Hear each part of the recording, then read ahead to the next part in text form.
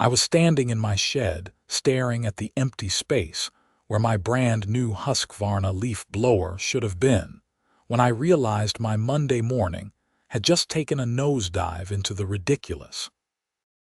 The shed door hung open, the lock broken clean off, and muddy footprints led right up to where my $300 investment had been sitting just yesterday afternoon. My name is Connor Owens, and I had lived in the Pleasant Valley Estates community in Scottsdale, Arizona, for exactly 8 months. 8 months of dealing with passive-aggressive notes about my garbage cans being 6 inches too far from my driveway, complaints about my lawn being a 1/4 inch too tall, and citations for having my car parked on the street for more than 2 hours during the day. All courtesy of our beloved HOA president, Deborah Patterson, who everyone in the neighborhood had taken to calling the warden behind her back. But this was different. This was not some petty fine or stern warning. Someone had broken into my property and stolen my equipment. I pulled out my phone and dialed the non-emergency line for the Maricopa County Sheriff's Office. The dispatcher was professional and told me a deputy would be out within the hour. I thanked her and hung up, then walked around my shed looking for more evidence. That was when I remembered the security camera I had installed 3 weeks ago, pointed right at my shed after someone had left a nasty note on my door about my unsightly storage structure. I had wanted to catch whoever was leaving these notes, but it looked like I had caught something much more interesting. I pulled up the app on my phone and scrolled back to yesterday evening around 7. The sun was setting in the footage, casting long shadows across my backyard. Then, clear as day, I watched Deborah Patterson herself walk into frame. She was wearing her typical outfit, a white polo shirt with the Pleasant Valley Estates HOA logo embroidered on it, khaki capris, and those ridiculous bedazzled sneakers she always wore. Her blonde hair was pulled back in a tight ponytail that seemed to pull her entire face into a permanent expression of disapproval. I watched as she approached my shed, looked around like she was checking if anyone was watching, then proceeded to take a crowbar to my lock. It took her about 30 seconds of prying before the lock gave way. She opened the door, disappeared inside for a moment, then emerged carrying my leaf blower. She walked right out of frame with it, heading in the direction of her house 2 streets over. I could not believe what I was seeing. The president of our HOA had just committed breaking and entering and theft, all caught on camera in glorious high definition. I saved the footage to my cloud storage and made a backup on my computer. This was too good to risk losing. The deputy arrived 45 minutes later. Her nameplate read Deputy Martinez, and she had the tired eyes of someone who had been dealing with petty neighborhood disputes all morning. I showed her the broken lock and explained what had been taken. "Any idea who might have done this?" she asked, pulling out a notepad. "Actually, yes. I have them on camera." I pulled out my phone and showed her the footage. Her expression changed from bored professionalism to barely contained amusement as she watched Deborah Patterson commit her crime. "Is that Deborah Patterson?" Deputy Martinez asked, a slight smile tugging at her lips. "You know her?" "Oh, we all know Deborah. She calls us about twice a week for various emergencies that turn out to be neighbors parking in front of her house or kids playing too loudly in the street.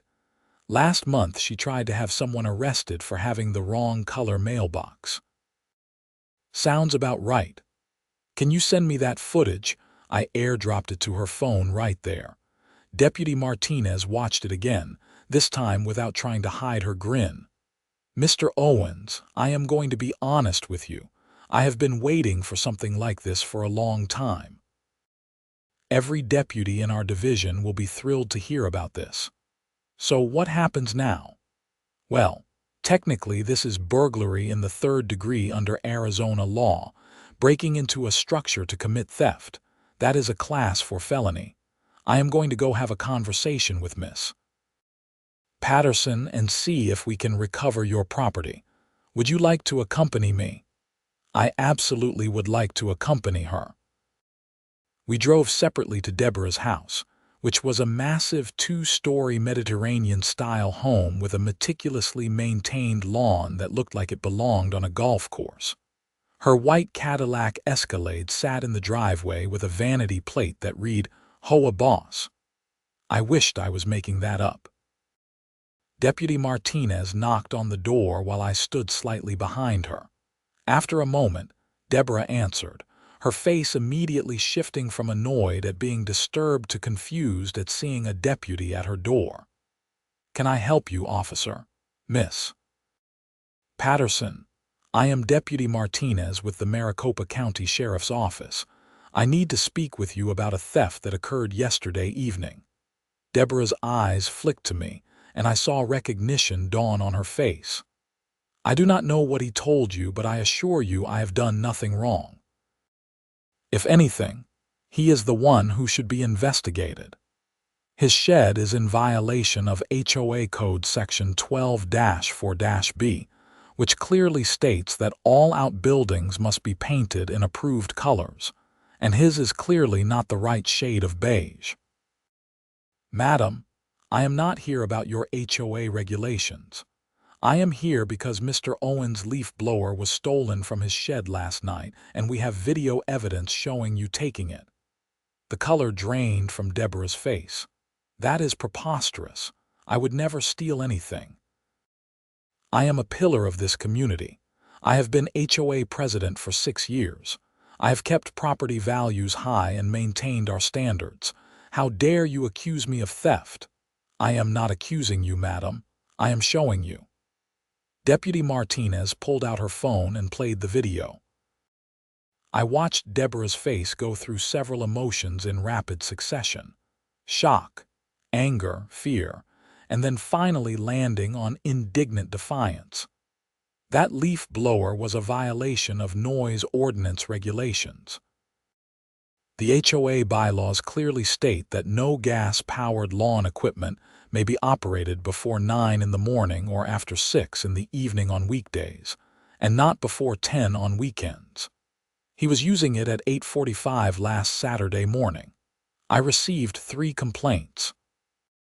"So you broke into his shed and stole it?"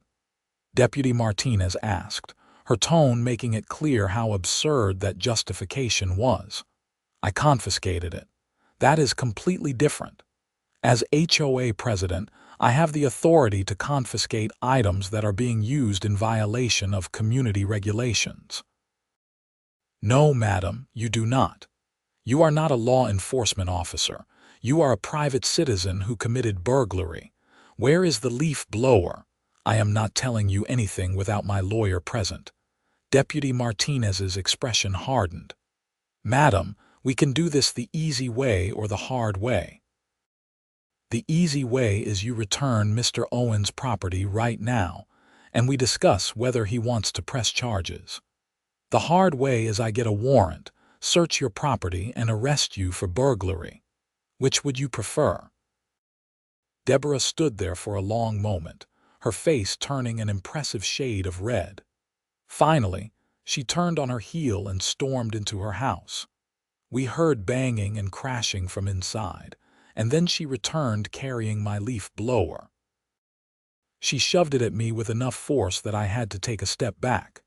"This is harassment," she hissed. "I am going to report both of you. I have connections with the mayor's office." "That is your right, madam," Deputy Martinez said calmly. "Now, Mr. Owens, do you want to press charges?" I looked at Deborah, whose eyes were practically shooting daggers at me. Part of me wanted to just take my leaf blower and call it a day. But then I thought about all the residents she had harassed over the years, all the ridiculous fines and violations she had handed out, the way she treated this neighborhood like her personal fiefdom. "Yes," I said, "I want to press charges."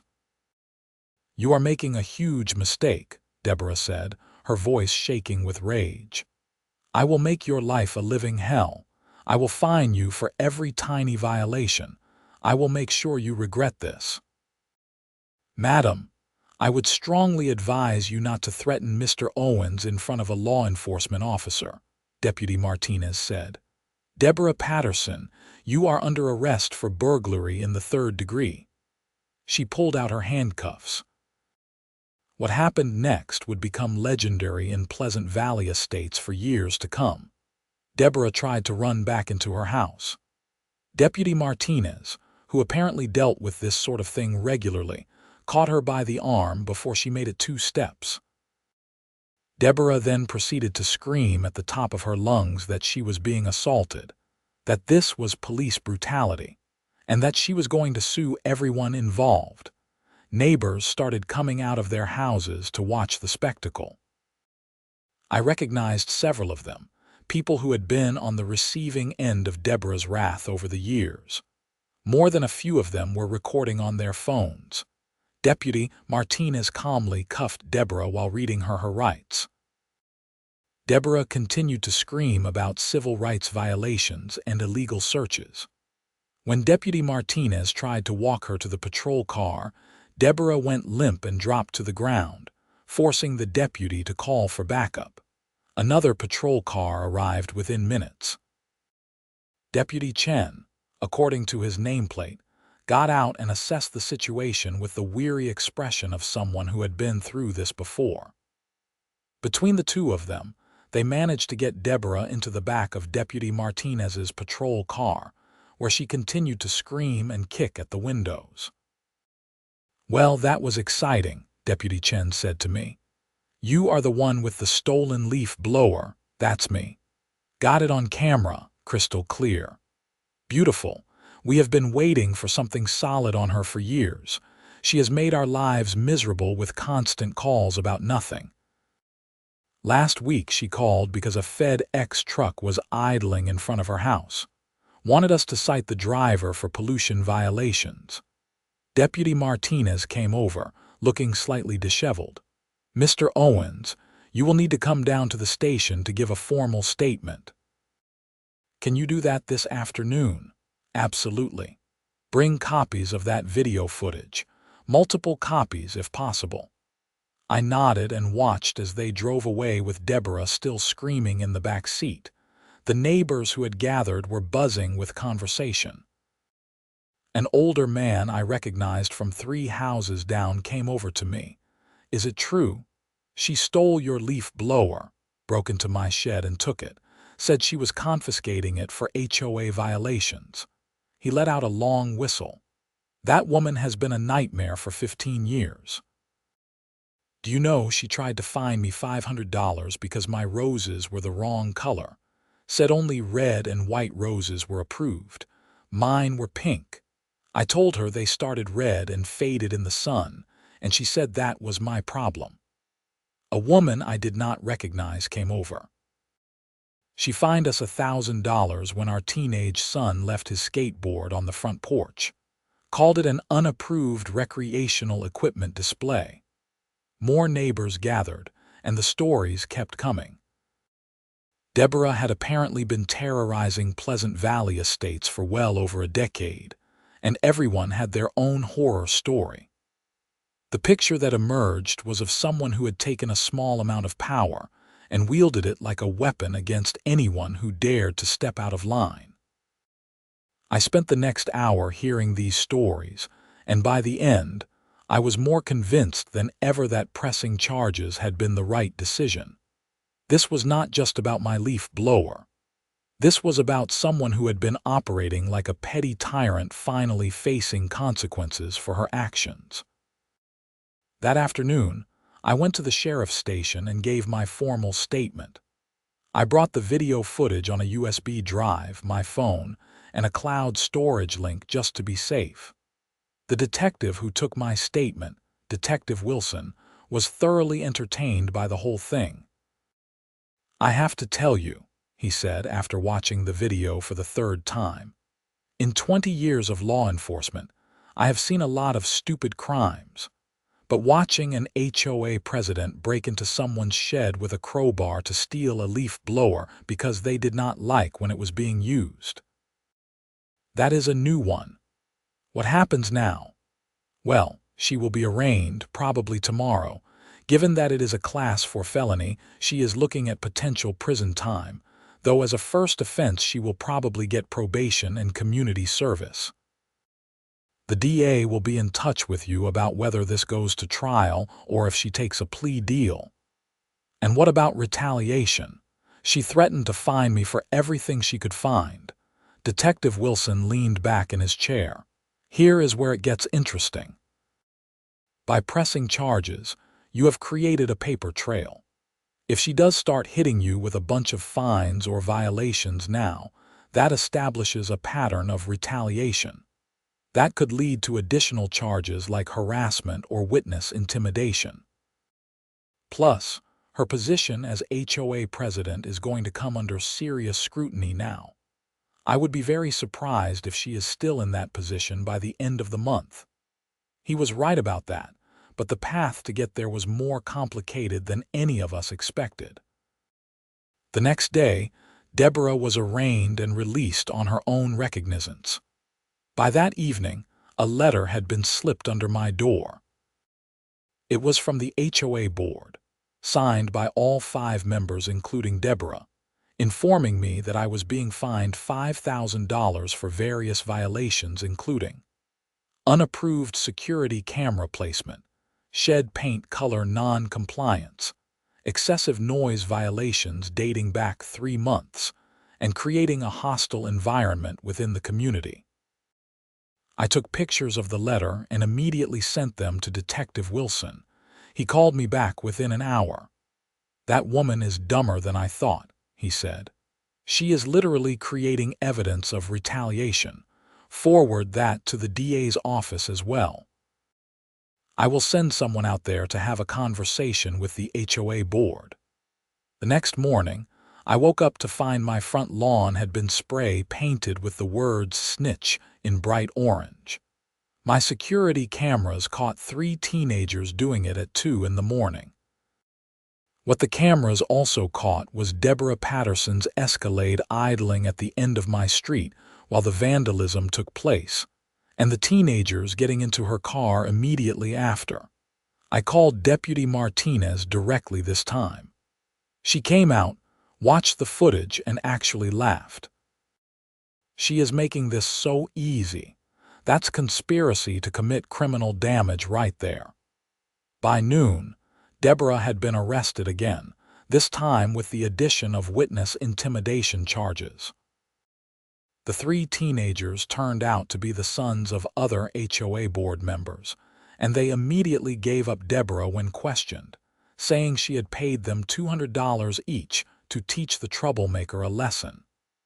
The fallout was spectacular. By the end of that week, the entire HOA board had resigned. It turned out that most of them had gone along with Deborah's increasingly authoritarian rules because they were afraid of her, not because they agreed with her. Several of them gave statements to the police about how she had pressured them into signing off on questionable fines and violations. An emergency meeting was called by the property management company that administered our HOA. I attended, along with what looked like every single resident of Pleasant Valley Estates. The community center was packed. The property manager, a tired-looking man named Robert Singh, stood at the front and explained the situation. Due to recent events, the entire HOA board has resigned. We need to elect a new board and, frankly, review all of the rules and regulations that have been put in place over the past several years. Some of them are not legally enforceable, and many of them go far beyond what is standard or reasonable for an HOA. A woman in the back stood up. I want to know about all these fines we have been paying. Are those even legal? Robert sighed. We are reviewing that now. It appears that Miss Patterson may have been imposing fines that were not actually authorized by the HOA bylaws. If you have paid a fine in the last 3 years that you believe was unfair or improper, please submit documentation to our office. We will review each case. The meeting went on for 3 hours. A new interim board was elected, with clear guidelines about oversight and accountability. Every rule in the HOA covenant was reviewed, and about 40% of them were immediately struck down as either unenforceable or ridiculous. The remaining rules were common-sense things like maintaining your property and not doing anything that would genuinely lower property values or create safety hazards. I was approached by several neighbors who thanked me for standing up to Deborah. One of them, a retired lawyer named George Thornton, told me that he had been documenting Deborah's behavior for years, but had never had concrete evidence of actual criminal activity. "You have done this neighborhood a tremendous service," he said. "That woman has cost people thousands of dollars in unnecessary fines and made people afraid to use their own property." The criminal case moved forward quickly. Deborah's lawyer tried to get the charges reduced, arguing that she had genuinely believed she had the authority to confiscate the leaf blower as part of her HOA duties.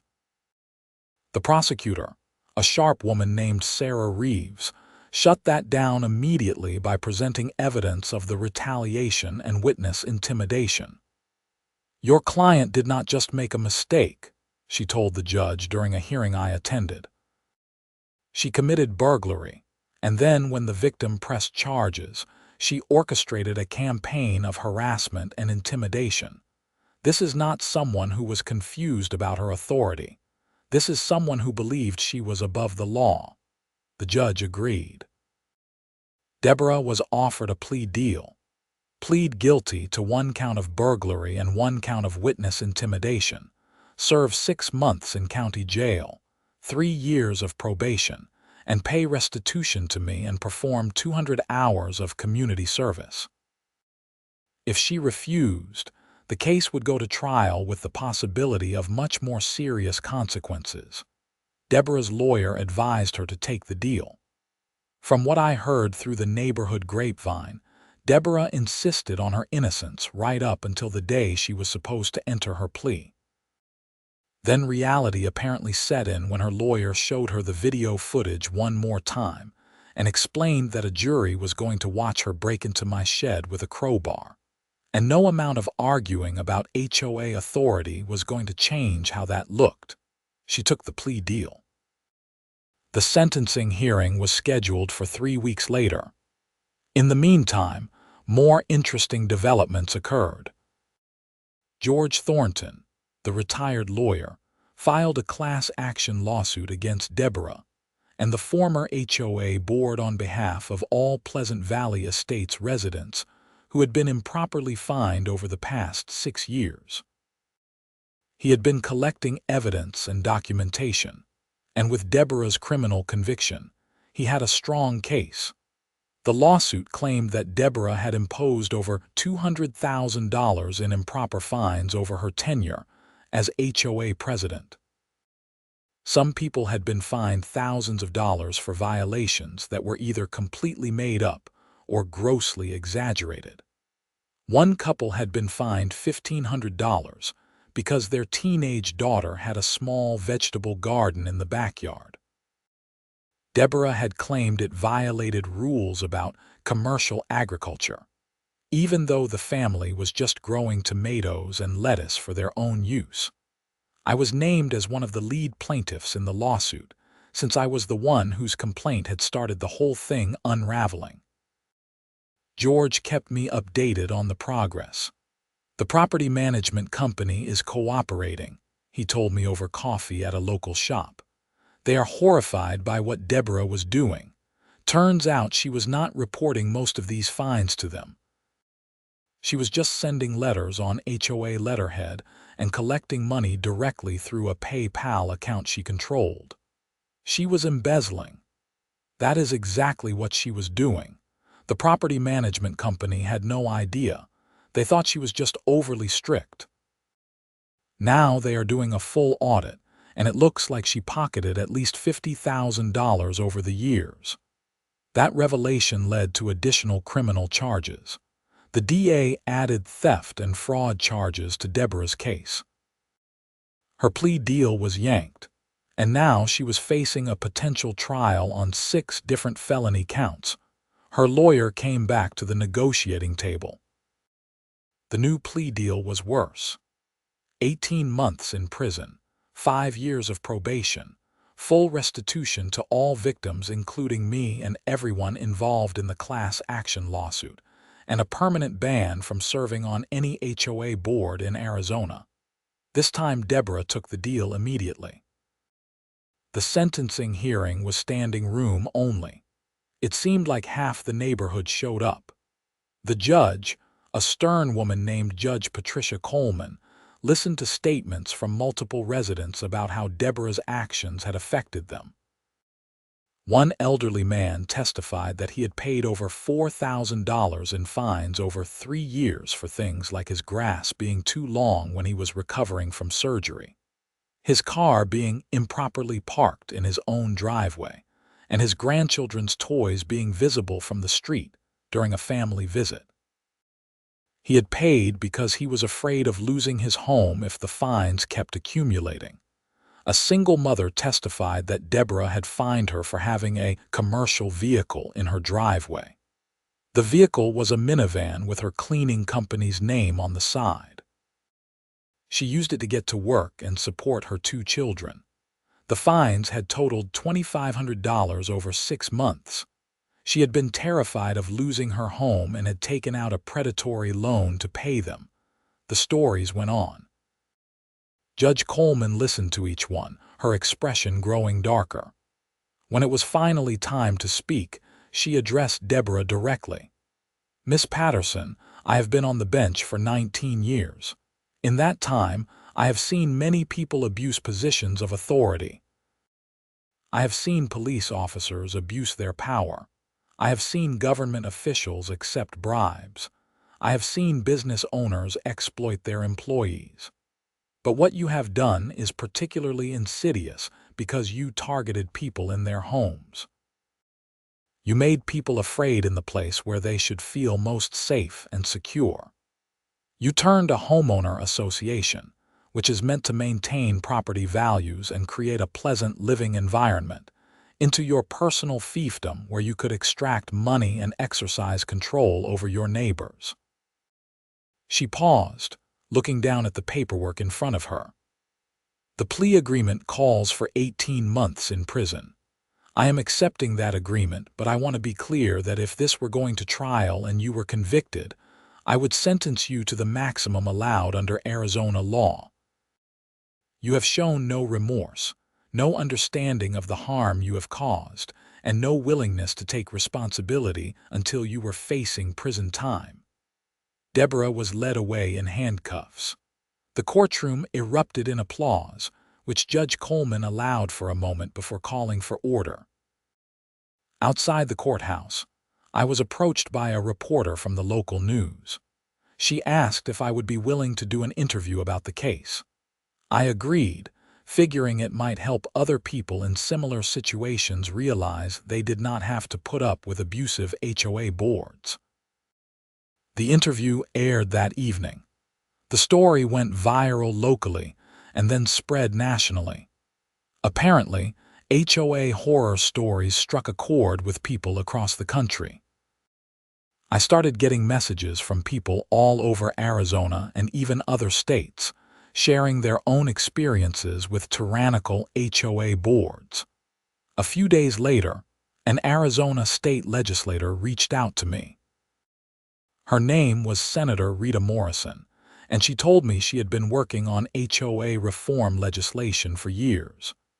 "Your case is exactly the kind of thing I have been trying to address," she said during our phone call. "HOAs have too much power and too little oversight. Would you be willing to testify before the state legislature about your experience?" I agreed without hesitation. 2 months later, I found myself in the Arizona State Capitol building in Phoenix, sitting at a table in front of a legislative committee. I told my story, showed the video footage, and explained how one person had been able to terrorize an entire neighborhood for years before finally facing consequences. Senator Morrison's bill, which she named the Homeowner Protection Act, proposed several reforms. HOAs would be required to have regular audits by independent accounting firms. Fines over a certain dollar amount would need to be approved by a vote of the full board, not just the president. Homeowners would have the right to dispute fines before an independent arbitrator, rather than just the HOA board. And HOA board members could be held personally liable for imposing fines that were later found to be improper or illegal. The bill faced opposition from some property management companies and HOA industry groups who argued it was too restrictive. But the public support was overwhelming, especially after several news outlets ran stories about Deborah's case and other similar situations around the state. The bill passed 6 months after I testified, with bipartisan support. Governor signed it into law the following week. Senator Morrison invited me to the signing ceremony, and I stood behind her as she put pen to paper. "This is because of you," she told me afterwards. "Your willingness to stand up and press charges started all of this." "I just wanted my leaf blower back," I said, and she laughed. Back in Pleasant Valley Estates, life had improved dramatically. The new HOA board was made up of reasonable people who understood that their job was to maintain the community, not to harass the residents. The ridiculous rules were gone. People could park on the street, have gardens, use their leaf blowers at reasonable hours, and generally live their lives without fear of arbitrary fines. The class action lawsuit was settled. The property management company agreed to reimburse all improper fines from the past 6 years, plus damages. I received back the cost of my broken lock, my time and trouble, and a portion of the settlement. It was not life-changing money, but it was enough to buy a very nice new shed with a much better lock. Deborah served her full 18 months in prison. I heard through the neighborhood grapevine that she spent most of her time in the prison library, filing endless appeals that went nowhere. When she was released, she moved to a different state. The last I heard, she was living in a rental apartment. No HOA to deal with. I kept the security footage. Every now and then, when I needed a laugh, I would watch it again. The HOA president, so convinced of her own authority, breaking into my shed with a crowbar to steal a leaf blower over a noise complaint. The absurdity of it never got old.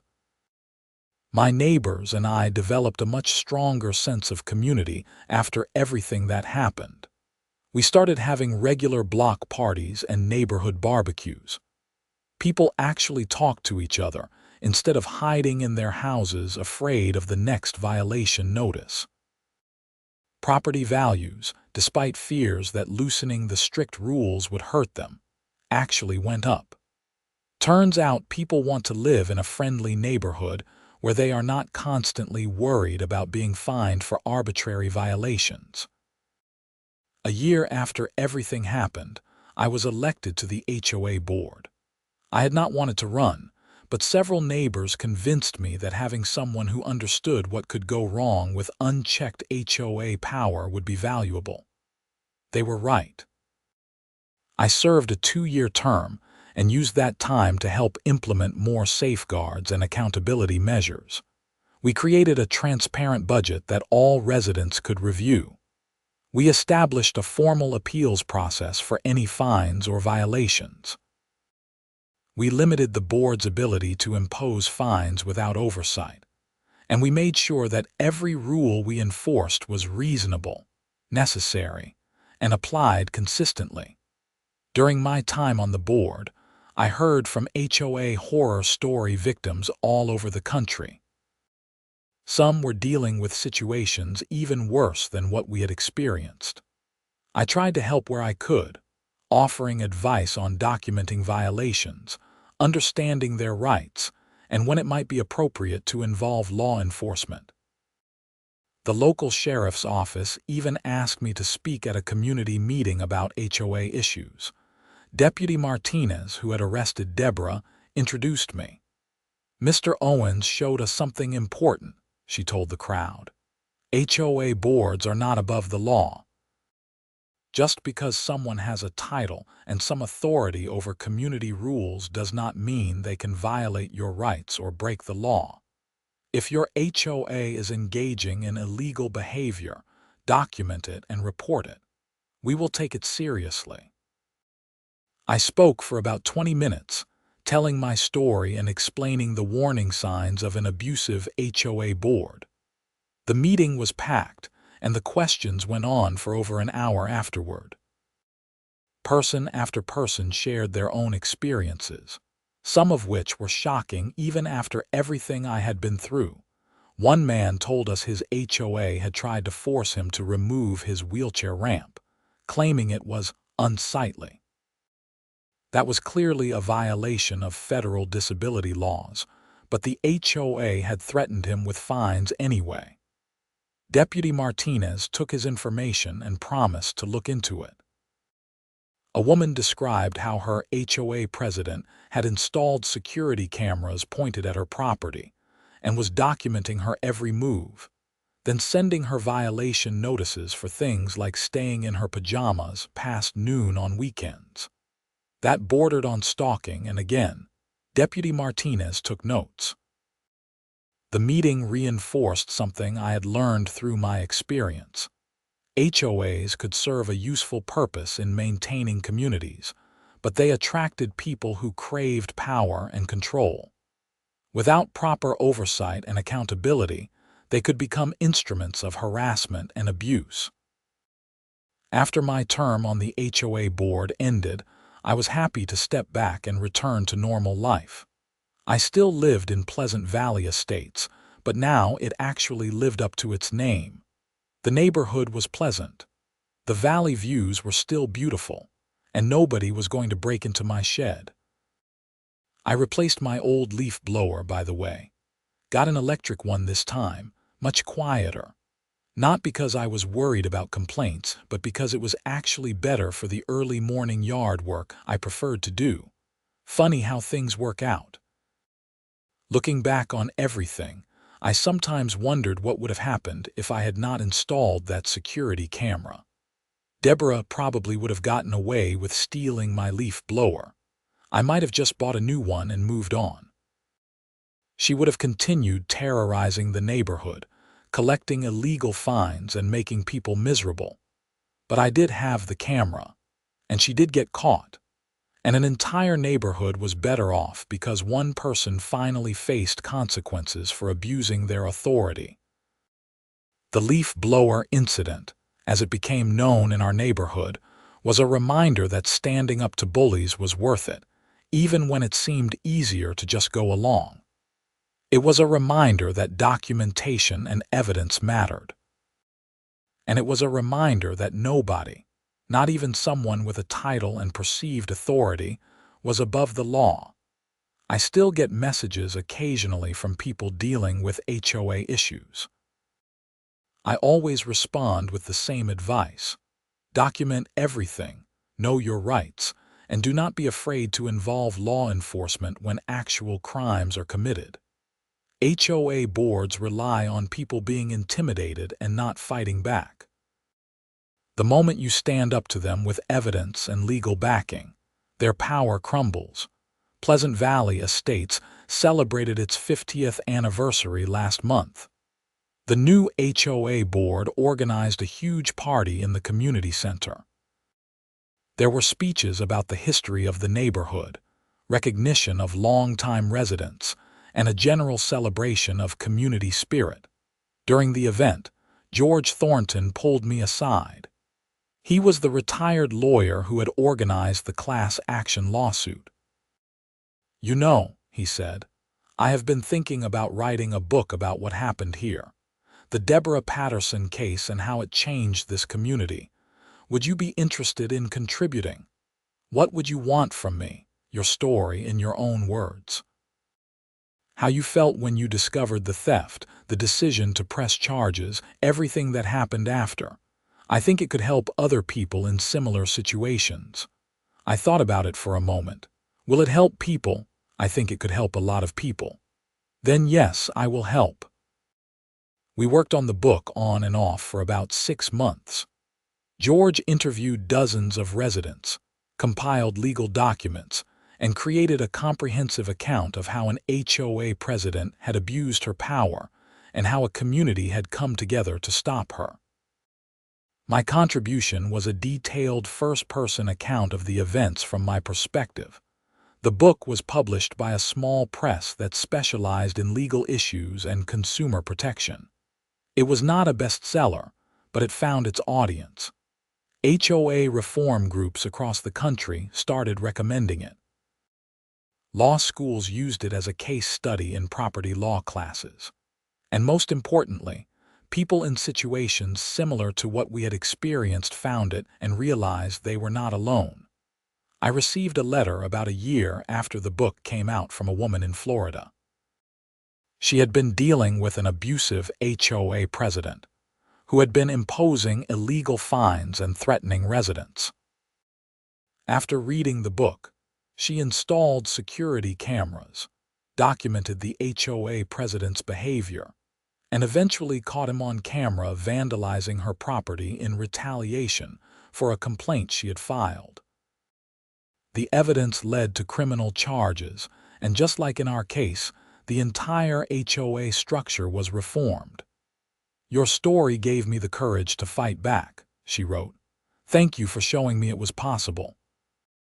That letter meant more to me than any of the settlement money or news coverage or legislative recognition. It meant that something good had come from a frustrating situation.